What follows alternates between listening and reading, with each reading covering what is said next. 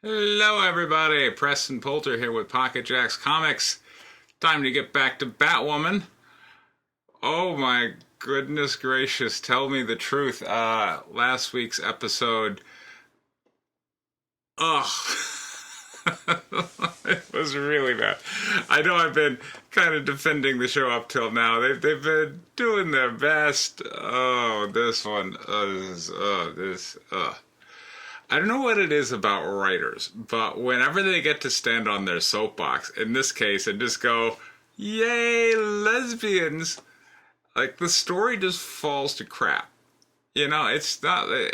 I wish I could point you to a story where lesbianism was done. Oh, I can't. I wrote it. It's called White Lily. It's an excellent comic book. Hey, check it out. Link in the description. Go check it out. You can pre-order the stuff from the fourth Kickstarter. You should get in on that. That's lesbianism done right. This episode, oh, there were so many cringe moments.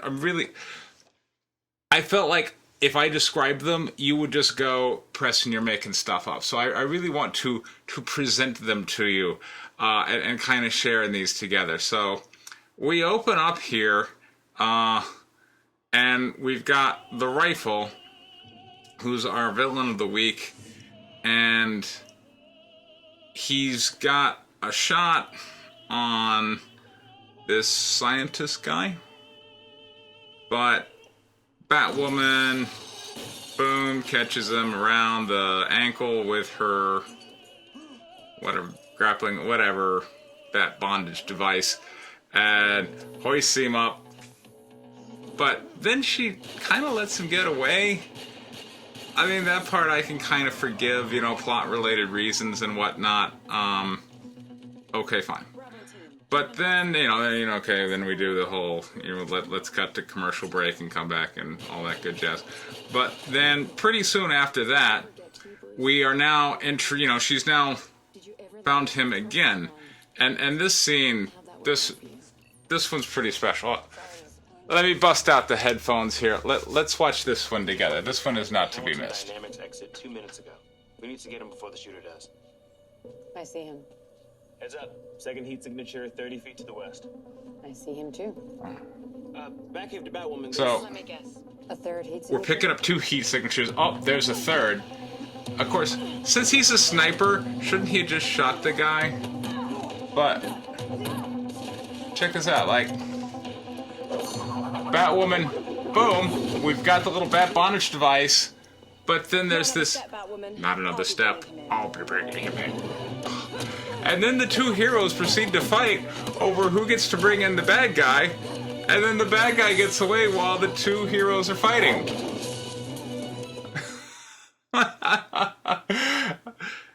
If these were male heroes, I have a feeling the headline would be, dumb men fight over who can claim credit, toxic masculinity. But instead, she recognizes her hammer strike. I'll tell it to you. So this is the daughter of Alfred the Butler. And apparently she became a superhero. And here they are fighting over who got to bring in the rifle. Okay, so we got that one.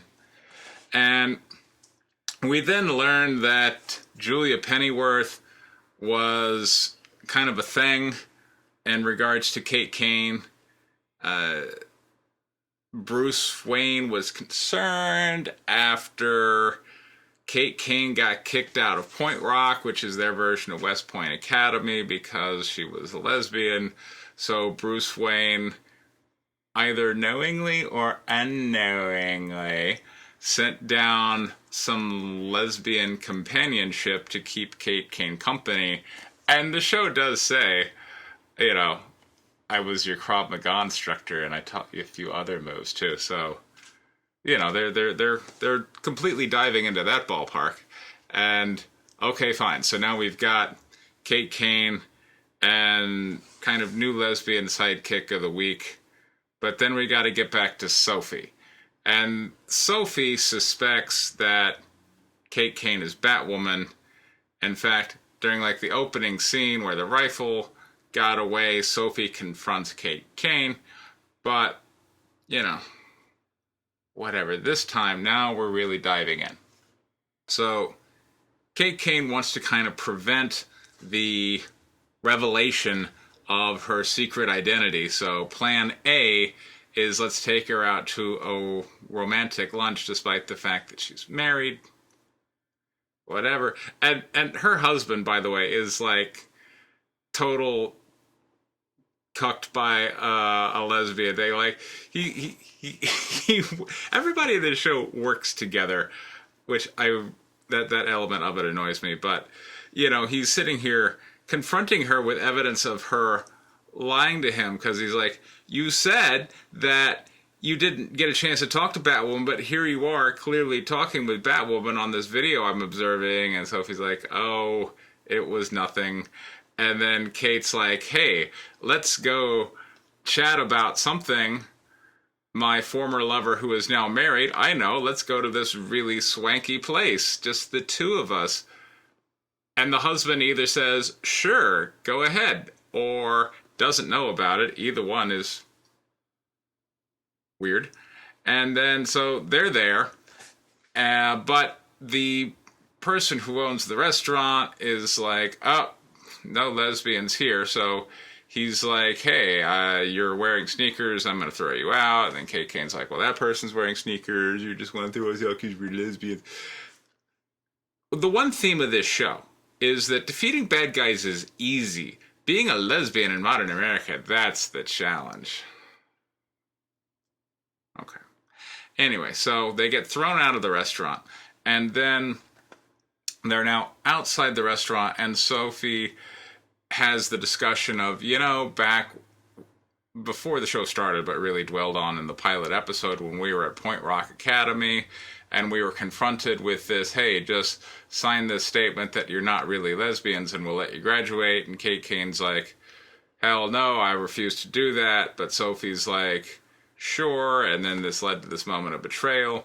Well, it turns out that was your dad, Colonel Jacob, who gave me that advice, but he knew better than to give you that advice because you were too headstrong. But I did it, and my career is pretty groovy. But And this was just one of these scenes of completely unintentional comedy, right? Like, let me just show it to you. Okay, this is something pretty special. So here's Sophie with the music, and she's like, "Hey, dumb, insensitive white man who's taking away Kate's sharpshooter competition medal." That's Kate's sharpshooter competition medal. Noted as Cadet Kane doesn't go point. here anymore. Do you know how she won Do you that? even know how she won that? And I'm waiting for her to go, she Jessica's worked her really ass off hard. for this, but she didn't even try. She didn't even try. She was hammered. In fact, So hungover. she was so hungover from tequila shots the night before, it was She was really insane serious about this even in the competition, right? She's still there. You know what? That's how good it is to be a lesbian in this world. We're better than all you men who were taking it seriously. How seriously could she have been taking this competition if she was so hungover that she's amazed that they were able to hand her a gun? Can you imagine her out there on the range with a hangover, ow, but still somehow out shooting all the men? Like beating the bad guys is easy. It's being a lesbian that's so hard. Like, that is just a moment of completely unintentional comedy, because I was expecting her to go, she worked her ass off for that trophy and you're taking it away, but it says that she didn't even really try. It's just, she's so awesome. She has gifted this academy with her awesomeness, and you're kicking her out because she's lesbo. That is bullshit. I'm like, anyway. Now, there was another moment of intentional comedy where I'll share that scene with you, where the sister is kind of upset because the parents are getting divorced, because the dad, Colonel Jacob, found out that the mom had falsified the remains of the sister, and so, well, now that's grounds for a divorce and Sophia will stuff. never be anything but loyal to him. And so how do we keep him from shutting us down? We moved to we Plan C. have Plan C. is? A little bit crazy.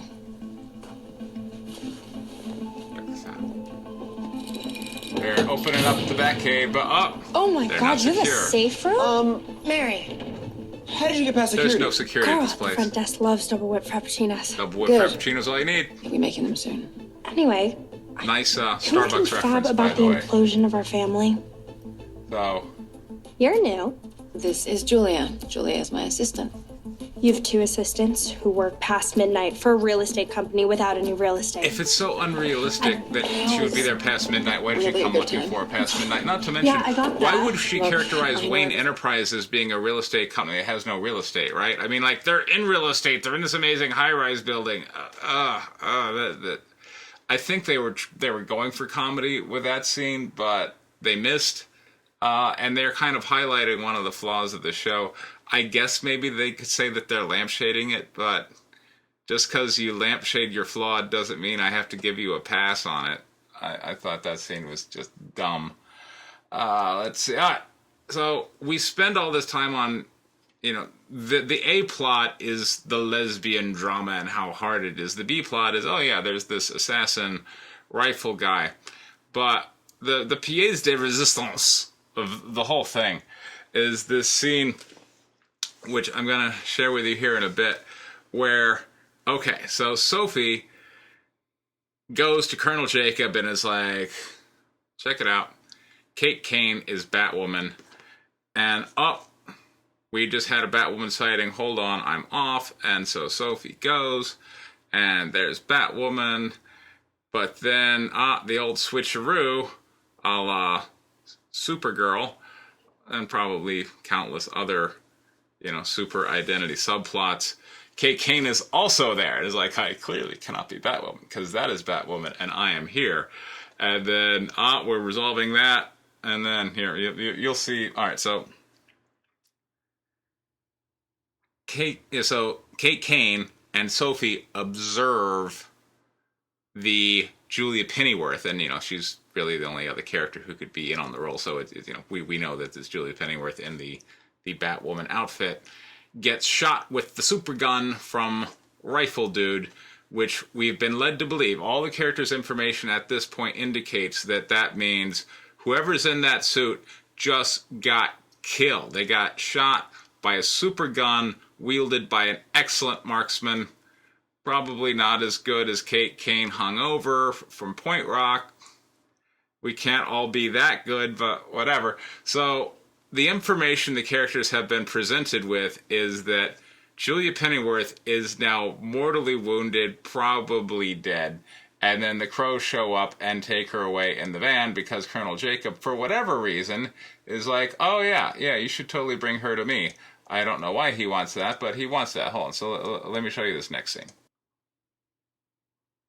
So, as far as Kate Kane knows, she's gonna receive some kind of medical attention when she ends up at the Crow's destination. Why Colonel Jacob demanded, bring that mortally wounded woman to me. I want to watch her die. Bring her to me. Bring her to me. Why? I thought her suit was bulletproof. That's what I was trying to tell you. Or her, or whatever. Whoever shot her used a gun that could kill her. So, what will Kate Kane do? Will she allow Julia Pennyworth to be captured in the bad gear? And perhaps Julia's going to die. Will she somehow get her extra medical attention? What's going to happen here? What the hell are you doing? Getting her back. We're gonna get her back. Luke, come in. How are we gonna do that? I've been Check trying to this reach you. out. I heard the explosion over comms and got worried when you didn't report in. Crows have Julia. Activate the suit's GPS. Tell me this has nothing to do with the massive amounts of Electromagnetic radiation, from the area. otherwise known as Yes. Okay, magnetism. they're on 5th and Grant in the Bowery. So she chases after They're him headed toward the 22nd with Street her tunnel. little motorcycle. And being an expert marksman, she busts out her handgun and fires into the tire of the armored van, which should also be armored, by the way, because the van is armored. The tire should also be armored, but whatever reason. So watch this. Right now. Takes out the gun, shoots the tire. Bit too long in the motorcycle chase, in my opinion, but alright, here we go. Here we go. How long do we really need to watch one motorcycle run down a tunnel? Boom. Kaboom! So if that contained your mortally wounded lover, I mean, she's got to be dead now, right? I mean, who could possibly survive being shot by the super gun, then being in a van, which then flips and, what, comes down like a good, 10 feet to a big crashing thing after a tumble? Gotta be completely dead at this point, but, oh, no. After fighting off the guards, opens it up, and she's fine. Totally fine. You were hit by a gun that should have killed you. Yeah, hit by a gun that should have killed you, but here you are. So, I'm sorry, but I feel that the adventures of feminist dude bro are due, and this one completely deserves it, right? That is, like I said, for whatever reason, whenever we want to talk about lesbians and we want to just plant our flag and go, yay, look how progressive and politically correct we are, the story just goes to crap. It was bad. So, this episode, really bad. Although, I gotta say, actually really good because it's so bad that it becomes comical in its cringe element. So maybe they took my advice and just turned the political correctness up to 11, and here we are. And, I gotta say, if every episode goes like this, I'll probably be a lot more entertained. Previously, all the just very mediocre episodes were, well, very mediocre, and who needs that? But, here we are. I now want to present you with my feminist dude bro interpretation of Batwoman. Check it out. Well, Kate, you've amazed me again. Thanks, bro. Happy to. I do have a couple of questions, though. Go ahead. So, can you tell me about Julia Pennyworth? Oh my god. The things she can do with her tongue and her body is so rocket. No. I mean, the part where she got shot with the super gun. Yeah. And you thought she was dying. Right. And you stopped that van, which was probably going to allow her some medical assistance when they reached their destination, by firing a round from, what was that, 50 yards? I'm an expert marksman, right? Yeah, I heard you were awarded a trophy back at Point Rock. They took it away from me because they're homophobic. Yeah, you must have put a lot of work into that, right? Actually, I was completely hungover from just getting hammered the night before. Why would you get hammered the night before a marksmanship competition, which was clearly important to you? Girl power, man. Gotta represent. All right, so you make this shot. Right. Into the tire of an armored van. Yeah. Which, for whatever reason, wasn't particularly armored. Right. And then you sent the van tumbling at 40 miles an hour with what you believe to be the mortally wounded former lover inside. Yep. And she miraculously survived somehow? Wasn't miraculous, man. We lesbians are tough. You just gotta understand that. What are you talking about? You're normal human beings. She was mortally wounded. She should have died the way you acted. Are you bat-splaining to me again? She lived, bro. Just be happy. So, I hope you found that amusing. I'm about to launch the campaign for Guinevere and the Divinity Factory issue 2. That should be coming in a month or so stay tuned for that one. This has been Press and Pulls with Pocket Jacks Comics. Thank you very much for your time. Take care.